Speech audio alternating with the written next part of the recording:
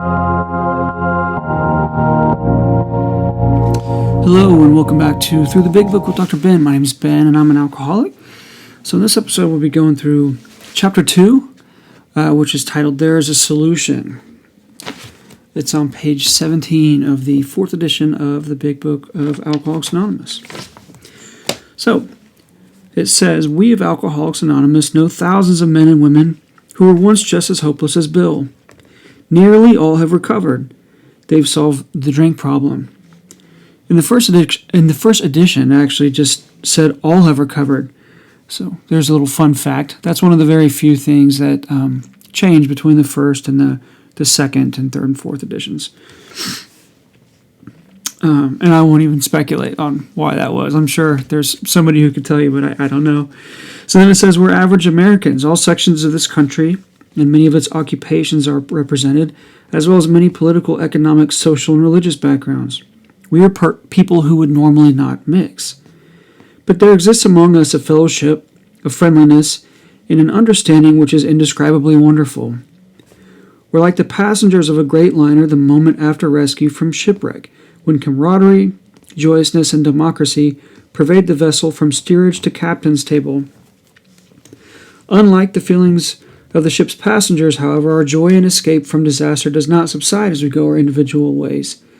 The feeling of having shared in a common peril is one element in the powerful cement which binds us. But that in itself would never have held us together as we're now joined. So this is pretty cool here. And when they wrote this was, by and large, Caucasian men of a pretty similar socioeconomic status. The would not mix thing had to deal with their jobs, and maybe religion and stuff, but by and large, AA has diversified as much as anything could possibly hope for. So those words vastly exceeded what they had intended that to mean. But it was still really neat then, it was still a big deal. Because as you know, things have changed a lot in the last 80 years socially. And then this thing about the passengers deal, so the steerage of a boat is like the most economically priced, accessible tickets on a boat. And the captain's table is the most exclusive.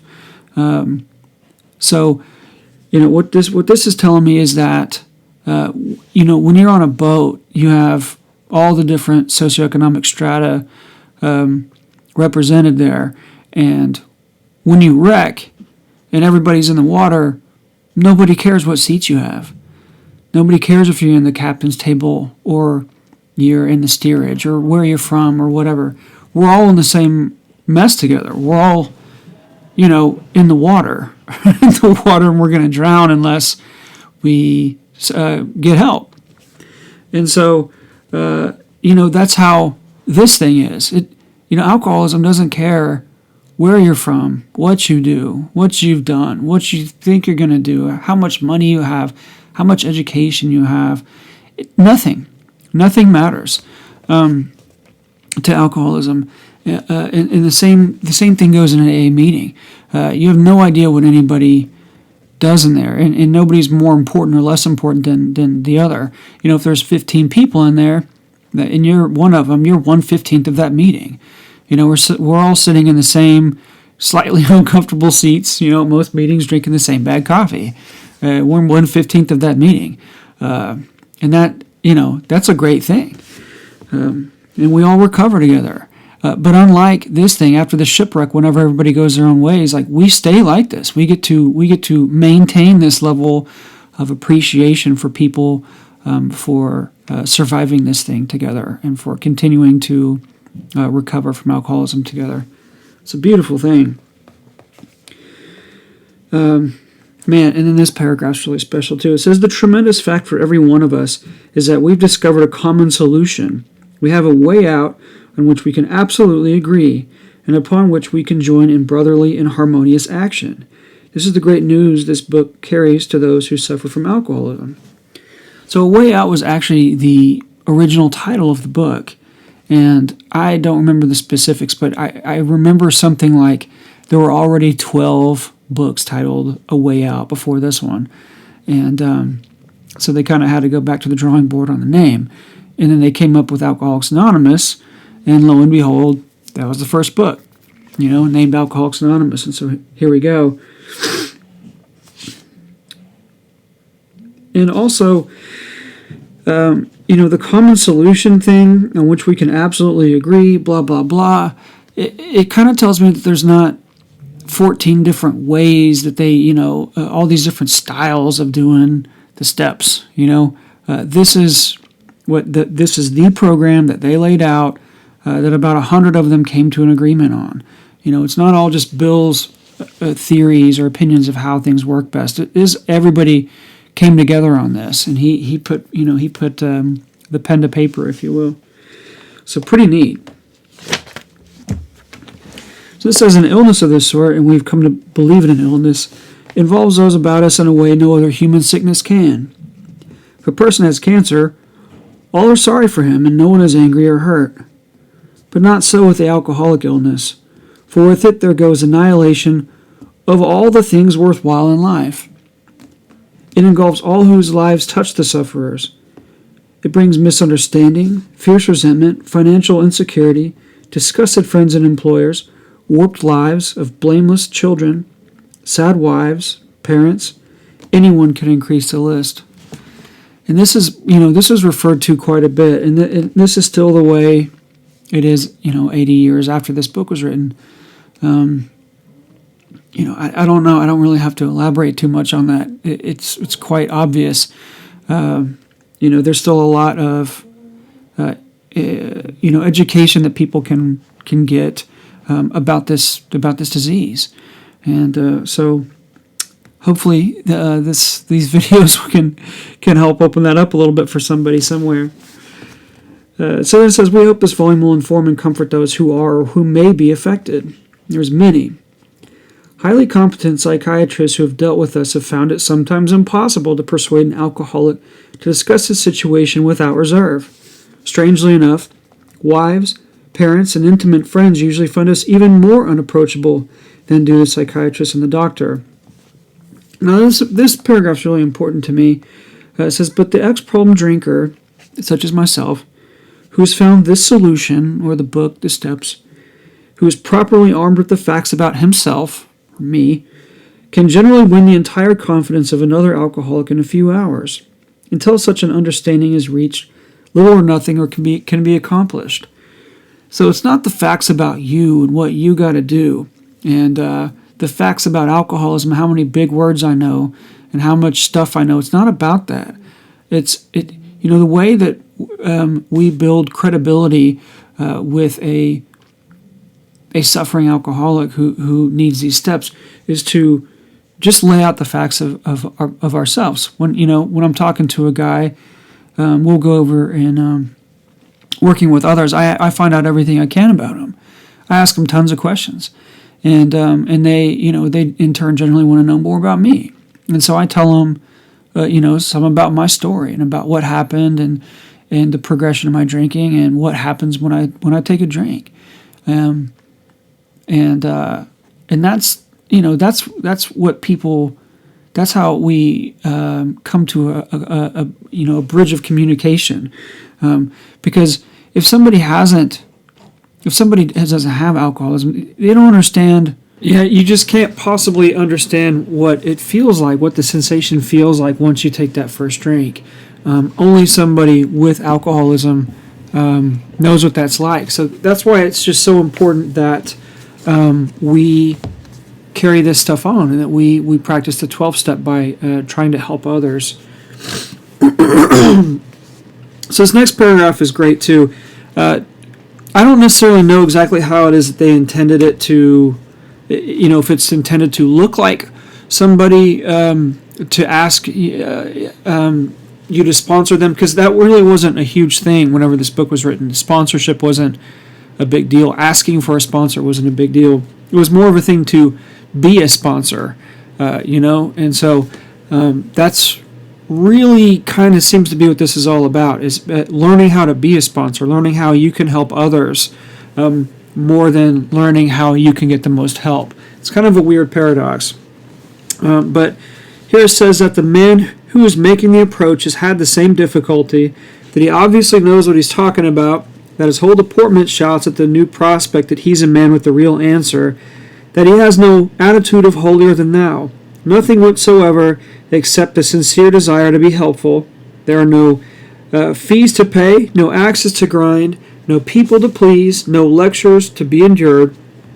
These are the conditions we found most effective. After such an approach, many take up their beds and walk again. All right, so I've had a lot of different sponsors in my time. I've had, around here they it's like the sit down and shut up, all kinds of paternalistic kind of demeaning things that I've heard people say. And it's nothing against that, that's what they were taught. That's what their sponsors told them. And so it's kind of propagates, because we sponsor the way that we're sponsored.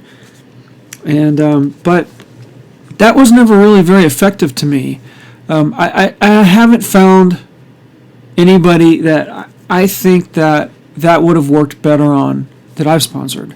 I think it's more helpful to, like it talks about, in the book, to set these tools out for somebody for their inspection, not sit down and shut up and let me play God in your life, but this is how I did it. These are the tools I used. If you want to do it, here they are. Go for it. It leaves it up to them to use, practice their own discernment and to practice it on their own. Because when people become reliant on the tools you give them, they can solve all kinds of problems. They can go out and fish, if you will. But if you have them reliant on you to tell them what to do, now they're relying on you. So what happens if you pass away? Or if there's a global pandemic, God forbid. I'm making this in 2022, so that's just now, we can just now laugh at that because, we just had a pandemic. But anyway,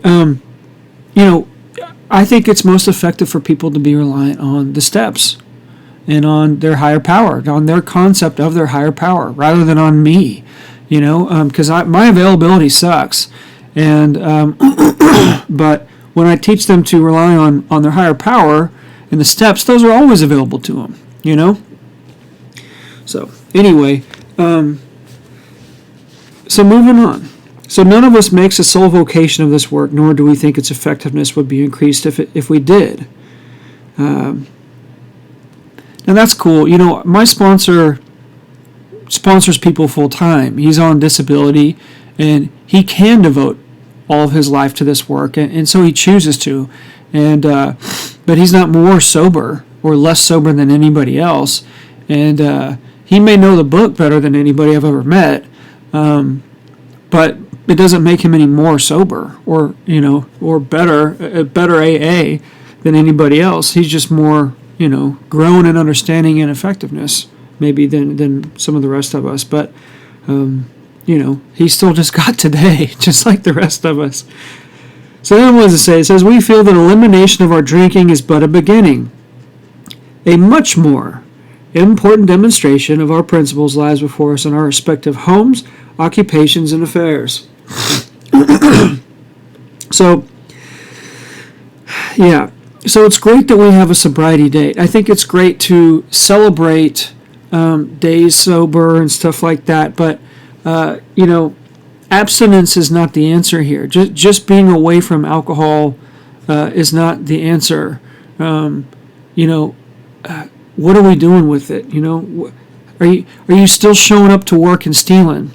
Are you still being verbally abusive to your wife or having an affair on your husband? Are you still being, verbally abusive to your children or absent?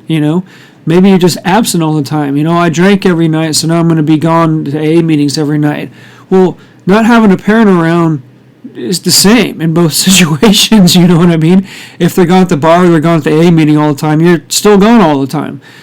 So I've learned how to sacrifice for others rather than making them sacrifice for me in this program, whether that goes with my loved ones or my sponsees or however.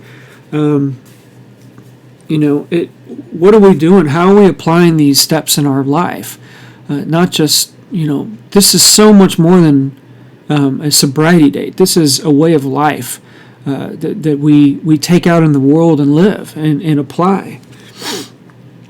It says all of us spend much of our spare time in the sort of effort which we're going to describe. A few are fortunate enough to be so situated that they can give nearly all their time to the work, kind of like my sponsee. and just to say, to throw this out there, just because I work, my realm is in addiction medicine and stuff, and that doesn't count as AA. The same thing with, if you run a sober house, or if you're a therapist, or if you're you're a janitor at a treatment center. That doesn't count as AA. Working one-on-one with somebody doing something in a sober sphere isn't AA. AA is AA. Me taking another person through the steps is to me AA. Going to a meeting and sharing my experience, strength, and hope with others is AA. So that's the difference. It doesn't matter how long I spend at work, with alcoholics or drug addicts. I still need a meeting. I still need to work on my program and to treat my alcoholism by helping others in an AA sphere. So, I'm sure there's probably quite a few of you out there that can identify with that through the painful experience of, using it as a loophole. Oh, I just worked 12 hours in a treatment center. I'm good. I don't need any more AA. But it's not the truth, man. We still gotta take care of ourselves. Okay. So if we keep on the way we're going, there's little doubt that much good will result, but the surface of the problem would hardly be scratched. Those of us who live in large cities are overcome by the reflection that close by hundreds are dropping into oblivion every day. Many could recover if they had the opportunity that we've enjoyed. How then shall we present that which has been so freely given to us? So we've concluded to publish an anonymous volume setting forth the problem as we see it. We shall bring to the task our combined experience and knowledge. This should suggest a useful program for anyone concerned with a drinking problem. Of necessity, there will have to be discussion of matters medical, psychiatric, social, and religious. We are aware that these matters are, from their very nature, controversial. Nothing would please us so much as to write a book which would contain no basis for contention or argument. We shall do our utmost to achieve that ideal. Man, okay, so this is another heavy hitter right here. So it says, most of us sense the real tolerance of other people's shortcomings and viewpoints, and a respect for their opinions or attitudes which make us more useful to others. Our very lives as ex-problem drinkers depend upon our constant thought of others and how we may help meet their needs. A lot of content there for being packed into, the end of a paragraph. That's the thing, when we're just reading through this on our own, those words may hit your eyes and maybe even kind of tickle your brain a little bit, and wow, that's neat. But when you have somebody like a sponsor to take you through this and kind of slow you down on this and maybe unpack and open up on what some of these concepts mean, it can really, it's a lot more, you get a much more deeper and clearer understanding of what they're saying in an enriched perspective. So tolerance of other people's shortcomings and viewpoints, these may be perceived. These may not be actual shortcomings.